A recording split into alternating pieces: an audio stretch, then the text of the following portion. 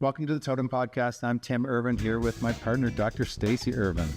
We are super excited that you decided to join us. We're coming to you from a live gym at Totum Life Science.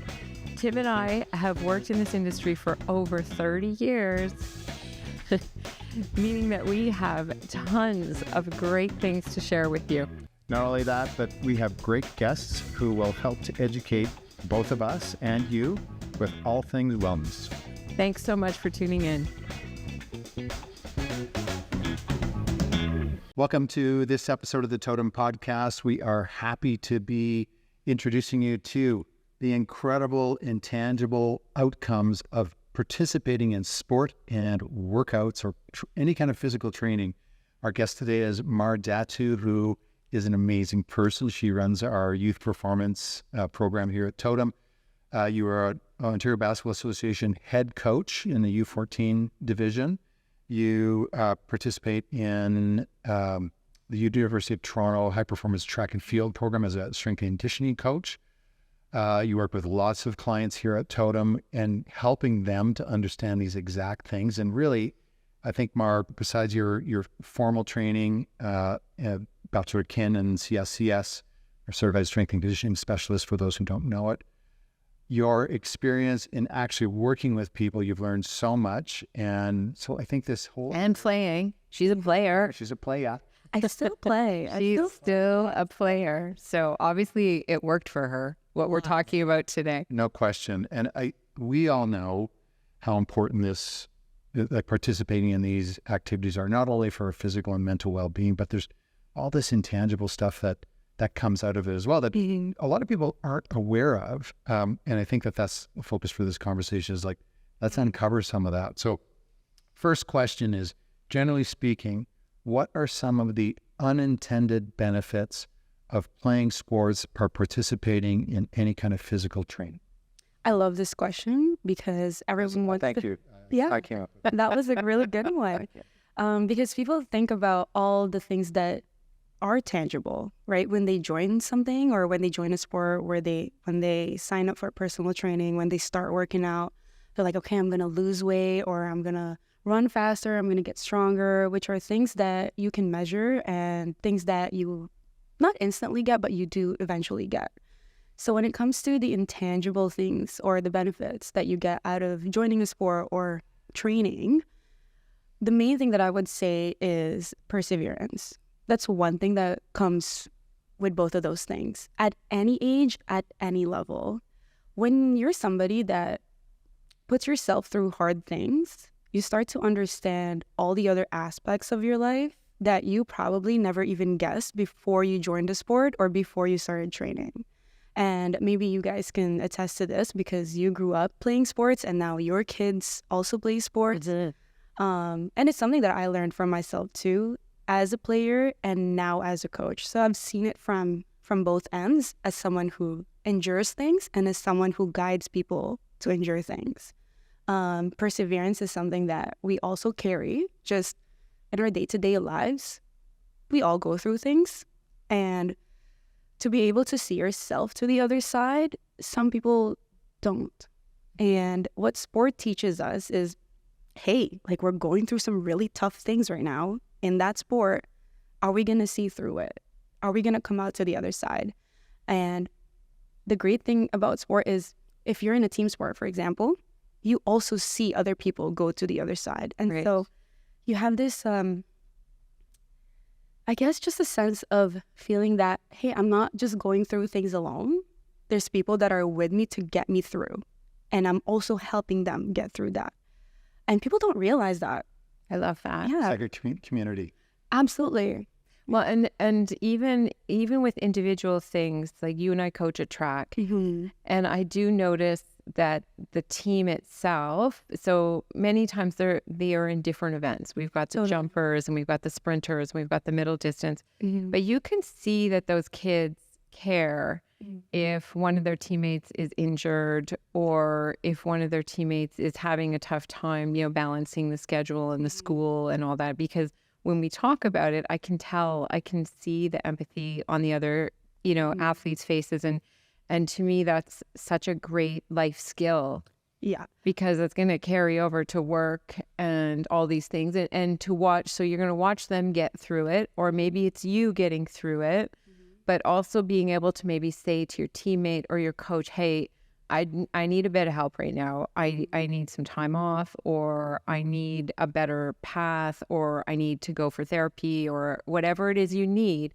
You learn, I think, your voice becomes a big thing in sports. And when we see the athletes that are very successful, and the good coaches always tell the athletes, you got to use your voice. It's not just your parents talking for you anymore. You know, you're learning, these things are hard. You got to this hard level, but you got to use your voice. I love it. I love the camaraderie that comes out of sports, right? And also the togetherness that kids learn, even in our track kids. You know, they might be doing individual things, but when we get to the weight room, it's all the same.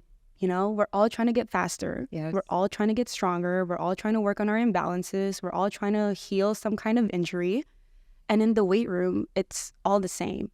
And when these kids come to the weight room, and something that I want to mention is the weights don't move itself, right?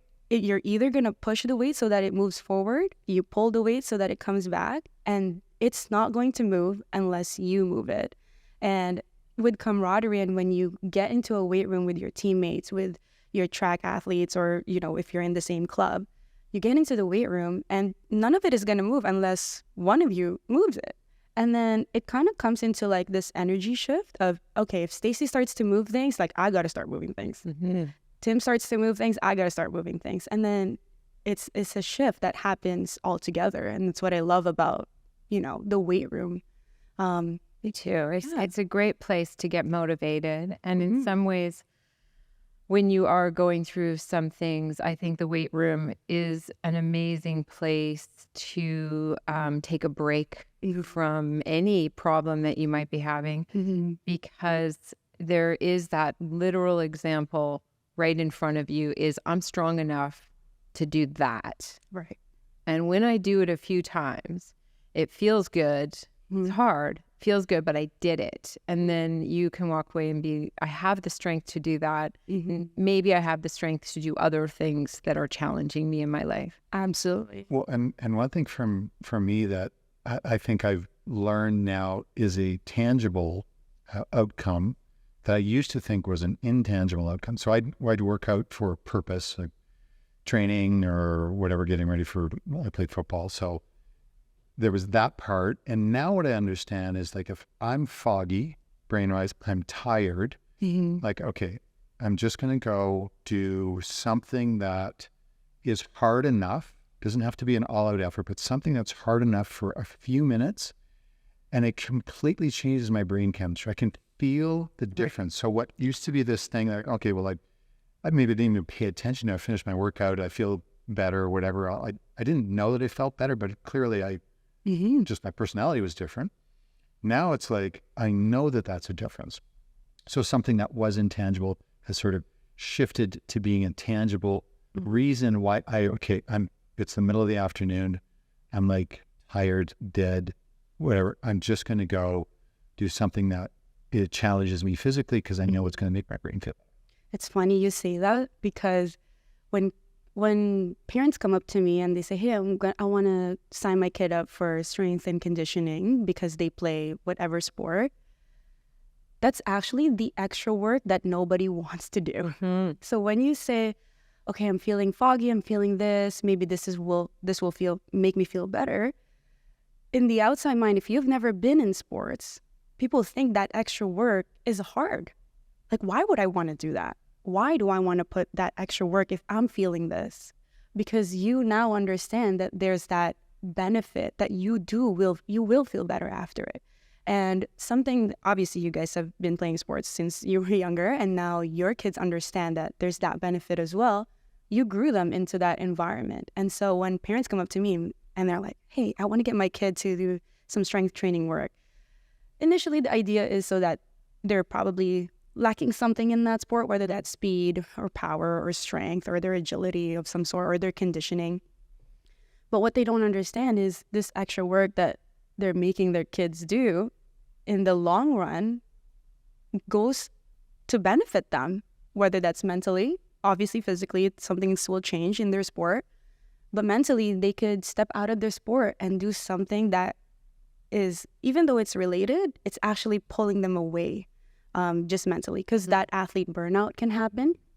And to be able to still kind of do something for their sport, just not on the field or on the court. I love that. Yeah. There's something that we talk with our kids about a lot, especially lately, is I think there's been a couple great clips with, Kobe or people talking about how he trained, and the word systems has come up a lot. And we've listened to this also in other podcasts, is that the performance is completely a result of the huge system that came before it. My goodness, yeah. Right? And if you don't enjoy the system and you don't enjoy pushing through the system, you might want to rethink, the sport that you're doing or whatever, because in many ways the system is everything. And so if you've trained that way in sports, there's so many things. Like we use the word now all the time at work. We say, okay, this part isn't going the way we want it. What's the system behind it? Right. And what are we going to change to the system behind it to make it accomplish what we want to accomplish? But we wouldn't have that mindset if we hadn't done it over and over again in sports, to say, okay, like everybody thinks that the game or the competition, or, we're in March Madness right now, that is it. Like that's what you're focusing on. But really good coaches know that is not what you're focusing on. That's the result of hours and hours and hours of the system. And then I think getting yourself to have the perseverance, the attention span maybe, to say like, okay, it's 5 a.m. I got to get up and I got to do that system again. Even though I'm exhausted and I don't want to, I know that system gets me that final result that I want. And even if it doesn't, what I've always said is if you leave it all out there, you did everything you could, that's it. Exactly. That's your pat on the back and say, good. But that's a sport lesson for me. Like, leave it all. You tried your hardest. There's a great quote about goal setting. And one of the coaches said, oh, I don't set goals, I set systems. Oh, I love that. Yeah. So the goals change over time. You reach one and then there's another one. You reach that and then another one comes. So when do you ever feel you've succeeded at something, when there's always kind of a next thing? Our brain tries to go to the next thing because you fulfilled something and you might have been happy with it, whether you were happy with it or not, and then the next one happens. And so the quote saying, I set systems, is because the systems reach you your goals. And with sports performance and high performance, what I find sometimes too, working with young athletes, is they're so focused on the goal and they're so focused on, I got to achieve this time. I got to reach however many seconds I can get in this 100-meter dash. I got to beat this team in this time. We got to get gold in this thing. And they're too ahead because previously we've coached kids that way. Yeah. We've coached, young athletes to think, this is what we're striving for. We got to get to that thing. And now their brains have went ahead and they're not in the moment. And what I find now that we're switching paradigms in how we coach, we actually do have to set systems, because now if we follow these things that we've lined up, we'll eventually get there. Yeah. Well, and something positive comes out of it no matter what the end outcome is, which is the intangible things that we've been talking about, which I think is the part that a lot of people miss. And it's so important. And so that concept of the system or the process, if you move away from sport and just somebody that comes to our gym, personal trains, or they do their own workouts or what have you. So if let's say they haven't been doing anything for a while for some reason, so they've been off regular physical activity for 6 months, they're getting back at it. They know that it's going to take 4-ish weeks to start feeling a difference. And then at 8 weeks, they starting to feel like pretty strong. And then at 12 weeks, they're like, okay, I'm in it now. So let's take that process and shine a light on, okay, well, if you, in your personal life, you want to be better at finance, Well, you don't just get better at finance in that one day. You've got to work on your personal finance. You got to find somebody to help you. You got to learn more about it. You got to start some habits that help you get towards that. So that process idea, when it comes to training physically or playing sports, it does translate to so many other areas. And what I find myself doing in the context I've sort of called the business side of our business is thinking about, well, I don't just plan out a workout for a client without it being in the context of a bigger plan overall. So I have to approach this part of our business, whatever it might be working at, with the same thing in mind. It's like, what's the plan here? What's the time frame? What am I trying to accomplish along the way? And obviously, when you have, like, some athletes are really hard on themselves, as a lot of just general population are too. Like, celebrate the little achievements that when you notice that, oh, you know, I planned on, saving $10,000 this year. I'm at 1,000. I'm not at 10,000. I've made progress. Good for me. Right? Like, I think that stuff is important too. Do you find when, so we went through COVID with these young athletes, that was very difficult. And I'm sure, whether you're doing it in a competitive sport or not, what do you do when you have someone who you can see their potential, but they don't feel their potential? How do you manage that? I think cultivating a safe space is the first thing. People shy away, or people try not to get themselves in that environment because it's not safe enough for them, whatever their reason might be. Right. So, one, as a coach, if ever somebody comes up to me and they're a little timid or they're afraid or they're just shy to do things, I need to make sure that this space is safe. Whether that's maybe we need to go in a corner on our own, or whether I schedule them at a time where maybe no one's around so that they feel safe in the space, or maybe it's about how I speak to them, more, encouraging rather than demeaning, because some coaches use demeanor to get people going. That's not everybody's style. No. And not everybody, not most people. As we're learning. Yeah, it's not how people respond. And so sometimes your choice of words to make them feel safe in that environment. So safe space first. Once they can get comfortable, everything will follow through. So that has a very good application to everyday life, is that if, we feel very safe in this environment because we've, basically grown up lifting weights. But I think to say to someone that this is an intangible thing about sport is that if you're going to work out, or if you're going to try something new like tennis or whatever, make sure ahead of time that it's a safe space where you feel comfortable. Otherwise, you're not going to enjoy it and you're not going to continue with it. It's a really interesting thought process. One thing too about people being afraid to try something, and I found this with the kids that grew out of COVID. And when we first started this team that I coach, they were in U13, which means they missed out U9, U10, and U11. Right. Which is all developmental years. Yeah. For sports. Huge. That's how you learn to run. That's how you learn to skip. Yeah. That's how you learn to roll over. That's how you learn to get up. Yeah. So they were all confined in a space indoors where they weren't able to do those things. They weren't able to come in contact with people. Even when they opened the gym, it was like, let's play this ball game, but stay away from me. Don't breathe next to me, right? So how do you now expect them to all of a sudden go full force, not learning these patterns that kids are supposed to naturally know?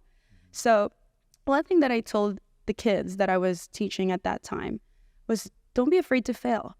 Yeah. You're going to fail. Yeah. You don't know how to do these movements. You're just learning it. You're going to fail. And that's something that even adults need to learn. A lot of adults need to learn. Just fail. Fail, continue to fail, mess it up, right? Because the more you mess up, the more you find out how to do things right. Yeah. And also I think too, the more we know you're trying. Yeah. Because if our son won't listen to this. Which one? No. Oh no. No. One of them is plays hockey at a very high level, and has been moving up And so when you move up, you're with this top group, and I could see a change in his play, which also was like when he plays with people where he's very comfortable, he's very creative, and he will take risks, and he will do different moves that he maybe hasn't mastered yet. But when he goes up to the next level, you see a completely different player coming onto the ice, and his coaches are yelling at him to say, you know, like, get in there, do your thing.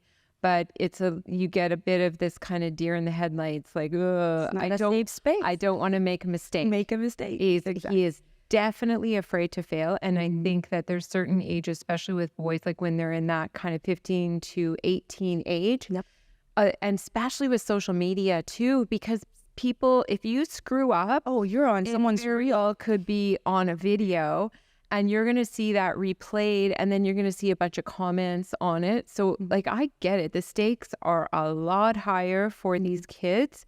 And I think that that is going to be a very hard lesson. That is a really important lesson, is when you enter into this physical space, you can't be afraid to fail, because, and mostly in the way of like looking bad or, you know, doing it the wrong way. We don't want people to get injured and to go do crazy stuff. But I think that's such an important thing in the back of your mind is, you know, give it a try.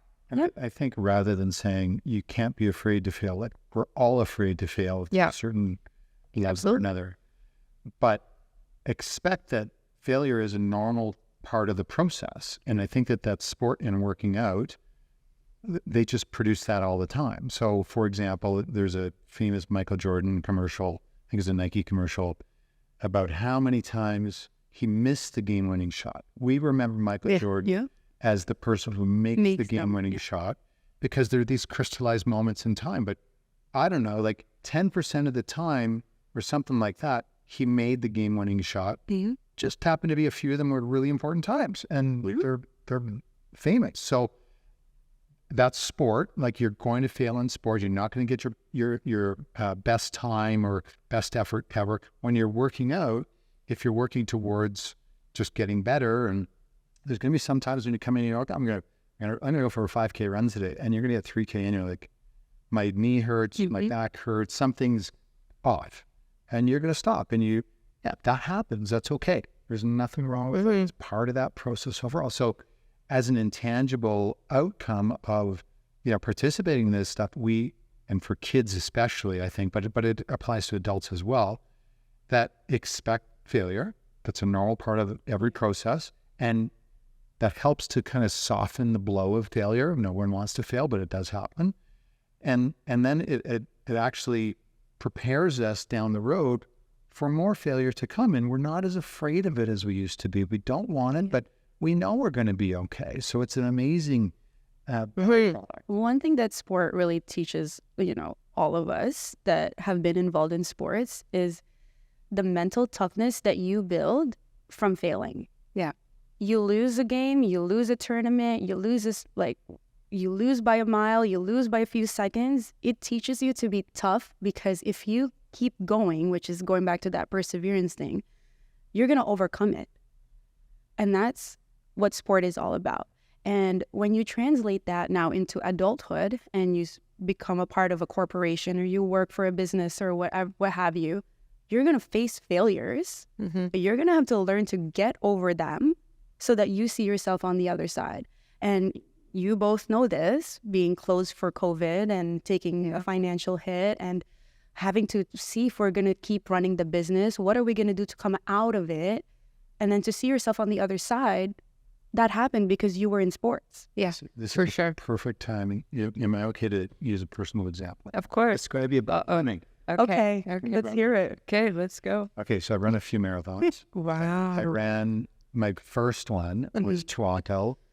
And, you know, luckily I didn't have any worry about was I going to be able to do this or not. I had a high level of confidence I was going to be able to do this. He is genetically freaky with his VO2. It's just, he's born with it. So, yeah, thanks, Mom and Dad. Anyway, so it was so painful the last 6 kilometers. Right? Like, just like, you're at the end. I had no idea. Yeah. Right? So the number of times I stopped to stretch, and I wouldn't do that now. I didn't have the experience, and then you just plow through and Go through. deal with the pain because the pain's not going away. Mm-hmm. Anyway, so I finished the thing, very happy about that. The same day, so this, I finished, let's call it 11 o'clock. I come back downtown for something. I drive back up, in this case it was Toronto, so up University Avenue, which was the last kilometer. And I started crying because I was like, I didn't have a doubt that I could do this, but I'm like, okay, now I understand this is actually a really good accomplishment. The big benefit going forward, long term, was shortly after that, that we ran into budget problems from a business standpoint.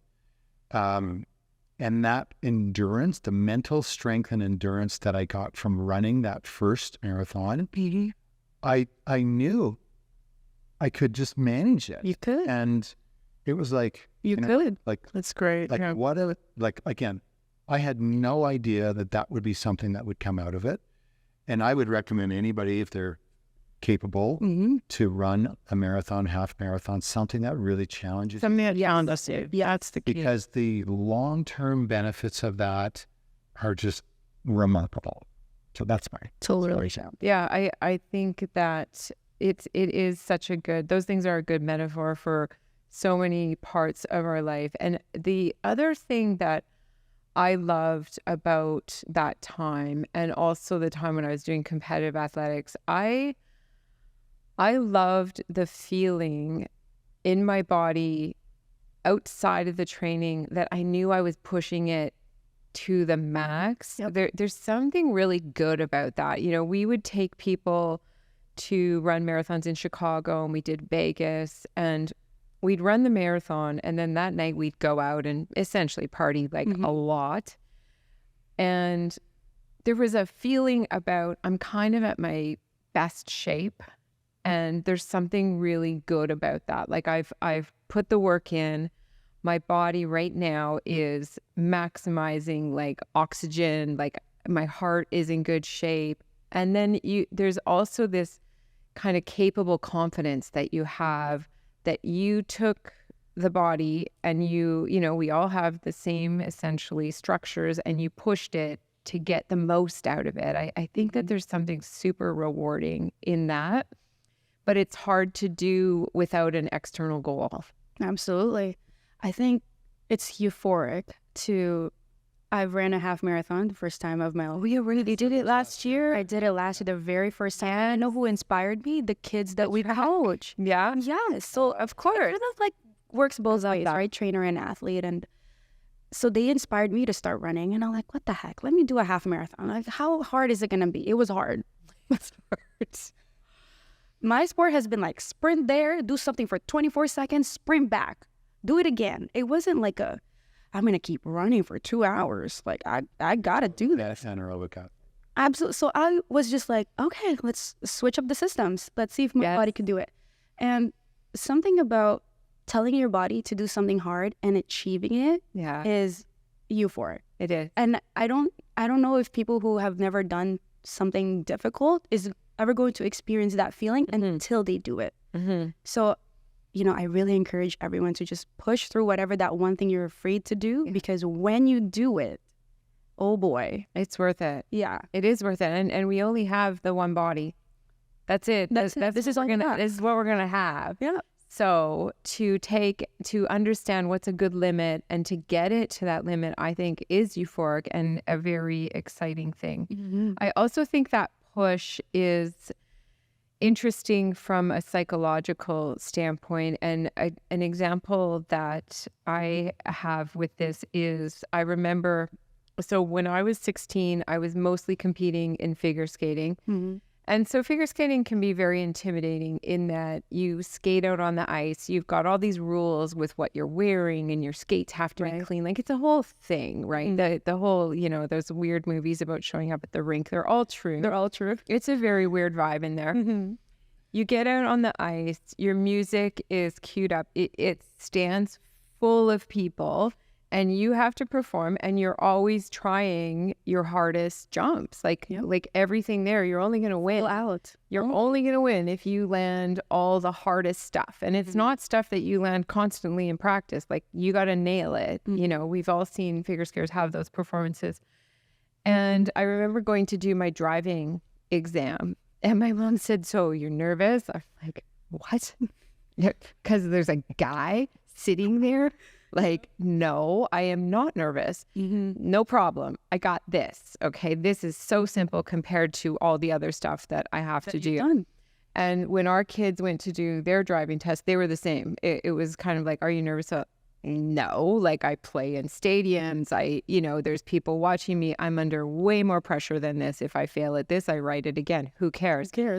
And I think that is maybe another one of those intangible things that sports puts you in, that, make it or break it. Like, today is the day. Doesn't matter what you feel like. Doesn't matter anything. You got to perform. This is when it's on. And there's so many times in our life when that's going to happen again.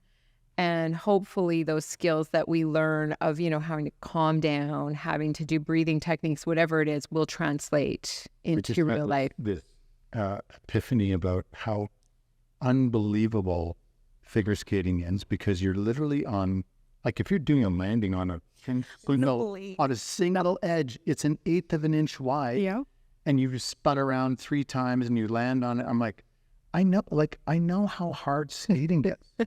Like, it's really a difficult skill. Anyway. Well, and nobody sees the bad stuff, because you only see this stuff on TV where they've pretty much got it. Like, I've wiped out in a competition where I hit my face on the ice. Like, it's really bad. Yeah, all my relatives were there watching. I actually hit my face plant on the ice. I hit my face, and look, I recovered. I'm here to tell the story today. Okay, so speaking of hard stuff, do you know David Goggins? Who doesn't know this guy? Some people. So we I think can all recommend that listening to Goggins has some benefit. If you don't like swearing, don't fucking listen to it. No, don't even give it a try. It popped out because I was thinking about him, because he swears nonstop, no matter what. Anyway, he at first, when I listened to him, I thought it was a bit much. And he's like, he's in touch. He's intense. Yeah. But his whole thing, so his dopamine hit is to do something that he knows is going to be hard, because, to your point, when you finish doing that thing, there is a level of pride. So I actually channeled him this morning, because I decided I'm going away tomorrow, so I'm not be able to work out Thursday, Friday. So I'm like, I can do some upper and some lower. And I'm like, I just, because I'm doing both, I'm only going to do a little bit of each. And then I'm like, I've all of a sudden Goggins' voice in my head. He got to me. I'm like, because I also knew that I would actually feel this endorphin, dopamine hit of, like, pat myself on the back. I did it. Like, I didn't just. So there's this, even just in that little thing, like, is my called 15, 20-minute morning workout. I'm like, it's like, in surrounding yourself with those sorts of voices and messages, like, it's so powerful.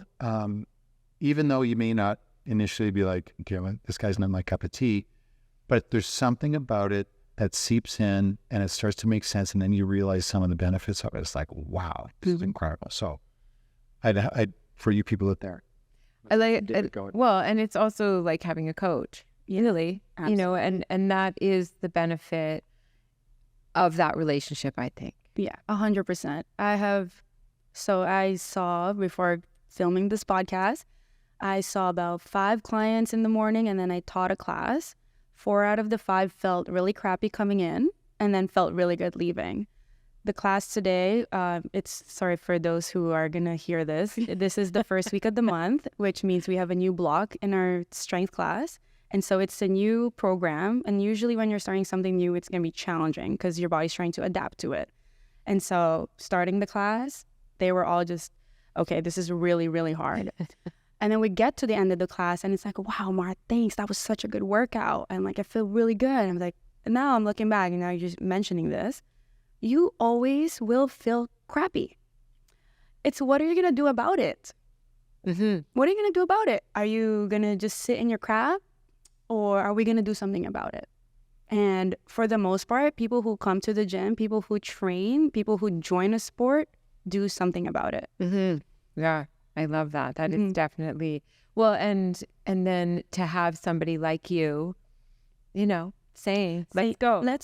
Because sometimes that's what it takes, right? Yeah. We've all been to the gym where we're tired and we're by ourselves. Yeah. And, you know, my favorite is to go on one of the low impact things like elliptical arc trainer. I sit there with my phone and I'm just like, not feeling this at all. Smashed your face on the Yeah, possibly leftover. But when you have a coach, you're not doing that. You're showing up. You're showing up. And you're doing more than showing up. That's value. I've worked with personal trainers in my past where I joke with them that you don't even have to talk to me. You could just sit over in the chair and you could just sit there. And my pride will make me do a decent workout because I think you're watching me and I'm not going to, you know, I'm going to do it now. Totally.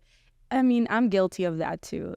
You know, sometimes I'll ask a friend to come join me. Right. Because as a coach, I don't want to listen to myself. Yeah. Oh, God. You know, it's like, okay, I need somebody there with me. So even as a coach, we still need to get coaches. Yes. You know, at the end of the day. We need, and to recognize that's part of the system too, is where do I find my motivation? Exactly. Like Tim cannot coach me. That does not go well. We've had like full on fights down running in the trails, like where I've dropped a lot of F-bombs and told them to like get away from me. Yeah. So you've got to find that person. And these days it could be a podcast or it could be a video. We have way more options, which is fantastic, but also recognizing that that's part of your system, that I will do better if I listen to David Goggins before my workout, or I will do better if I hire a personal trainer once a week because then I know they're going to follow up, or I'm going to run a 5K. I should get myself a coach so that I know what the hell I'm doing and I know how to train. And that person coaching me is going to keep me accountable to my mileage and those things. And I think that is something that we all know because we did sports. Yes. And I sometimes talk about that too. Sports at a high level, specifically in Toronto, because there's so many kids, can move away from developing the kids to winning games. Yes. And that has been our struggle with our kids, is trying to match them with a coach that cares about their development as opposed to just putting them on a structure to win a game or win a tournament or win the season. And I think that in any instance with sport and whatever your goals are, you really should think about is this developing me in the right way? Because we also have examples of things like CrossFit where, and we just did a podcast on this, we're not anti-CrossFit at all, but there are environments where you're thrown in there, people are screaming at you, getting you to do things that you're not ready to do. And it's just because it's part of the whole theme of the thing, like, let's go crush some weights, and you're injuring yourself. And that is something that more and more athletes are learning, is that I want a coach that cares about my health, both physically and mentally, and that cares about how am I developing as an athlete and a person, you know, not just am I winning for their reputation, right? Which is a tricky one. How I view that, how I view that is your coaches have to meet you where you are. You know, whether that's from a physical standpoint, from a mental standpoint, they have to meet you how you present yourself in that moment. And then they have to understand where you want to go and then outline the steps that could get you there. So if they're not doing that, if you sign up to whatever class it is, CrossFit, whether it's, you know, a HIIT training class or a running club or whatever, you're always going to be around people that are in different fitness levels. And naturally, as humans, if you're competitive enough, you're going to want to be what the other people are doing or how they're doing things and how strong they are or how fast they are, because you're in an exchange of energy. Like I said, if you start pushing weights, I'm going to start pushing weights. If you start, you know, the weights are not going to move itself. And so being able to work with a coach that meets you where you are first, talks to you about what your actual goals are, then outlines how to get there, that's the more, I guess, not easier, but in the long run, that's the harder way, because you have to find someone that's going to do that for you. And then you have to sit with yourself and understand that there's a path to do. Right. Some people just want to do things. Yeah. Because one, it's the cool thing to do. Right. Or that's what everybody's doing, which means I have to do it. Nobody wants to lay out the steps, because nobody wants to set a system and nobody wants to follow it, because that's harder. Yeah. But what people don't understand is that's the easier route. One, you're less likely to hurt yourself. You're more likely to stick to a plan because you have a plan set out specifically just for you. And then you're most likely going to enjoy it because you're going to start to see results that is catered to your body, or that is catered to your abilities right now, you know? So for me, what I see a lot in adults and young athletes is they're just trying to jump to the goal instead of, like I said, we're following a system.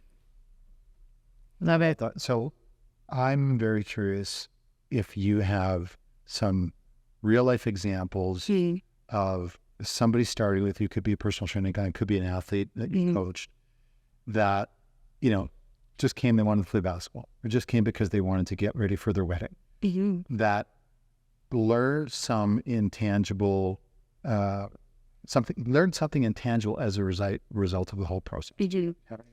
So yeah, one client comes to mind. She actually trained today here at King. And when she first started training with me, this was, I want to say, almost 4 years ago. So it's been a long-term relationship with us. And when she first started, it was just to lose weight. Mar, I'm coming in. I want to lose weight. I don't want to think about anything else. Take this body weight away from me, right? Like pretty straight up. And one of the things I always ask is why? Why is that the goal? Like, why do you want to do that? And obviously, like, you know, just unpacking things with this client and just trying to understand where the reasoning is coming from and what their motivations are, what drives them, what gets them up, you know, to want to get to this goal. And so I said, okay, I don't want to ask for a number because that can change all the time. Let's just say like a arbitrary number. I'm 300 pounds right now. I want to lose 100 pounds. Get me to 200. Okay, you get to 200. And then what if you still feel crap? Are you going to be happy? What is happy for you, right? So this is how I talk to my clients about their goals, because, okay, you're going to get to one goal. How are you going to feel at that goal? What does that mean to be at that goal? What does that look like? Yeah, what does that look like? Yeah. Because some people just get to a number with no meaning to it, and they don't really understand why they want to do that, or why do I need to lose 100 pounds? Oh, because I want to live longer. I don't want to have all these heart diseases coming after me. I don't want to have diabetes. I want to stay to watch my kids grow and have their kids. I want to be able to hike because I like nature. So then you start to hear all the things that actually matter to them and not the 100 pounds, you know? And so when I start to train clients, I start to bring up the things that really matter to them. Hey, we got to start walking more because we're going to do this hike, you know? Hey, we got to maybe figure out healthy ways to eat because you don't want to have diabetes or you don't want to have this heart condition. Yeah. Right? And so I try to get clients to really think about their actions and the reasoning behind it. And so one of my clients, going back to this story, so she was like, hey, I want to lose weight. Get me in the gym. Let's get started. So I'm like, so then we did that entire conversation. And then over time, as she starts to do these things, she's like, wait, I feel really strong lifting weights. Like, this feels really good. I love working out. And then she's never missed a session. Every single week, she's shown, well, you know, vacations here and there if she has to travel somewhere. But every single week, consistency. Because she just started to enjoy the feeling of pushing to do hard things. That was one of the epiphanies that she definitely came up to me with, because I said, hey, now you're at the school. Am I fired now? You know, I said, you know, we got to it. I guess I'm good. Like, I don't know. Are we going to still see each other? She's like, yeah, I'm still showing up next week. I love lifting. That's great. So, you know. And she didn't, before that, she didn't know that she would love lifting. No. She didn't know that No. it would make her feel a certain way and empower her. And Nope. Because the goal was just, I just need to shed this thing off. Not realizing all the other benefits that she now values more than the weight. Love it. Love it. And enjoying the process. Yeah. Which is kind of where we started everything at, is there's so many transfers between regular life and sports life. And the systems and the processes are everything. And you got to embrace those and love those, because that's what you're spending 90% of your time doing, you know, whether it's at work or whether it's training for a sport. The systems and the processes are what leads to the good stuff. Yeah. You got to trust But you got to process. love them. You got to trust it. And you got to, I think you got to enjoy it. Yeah. and know that that's just part of it. It's entwined with what you want to do. I think it's pretty cool. So just to kind of do a quick summary here, I know we're going to do like what we got out of this.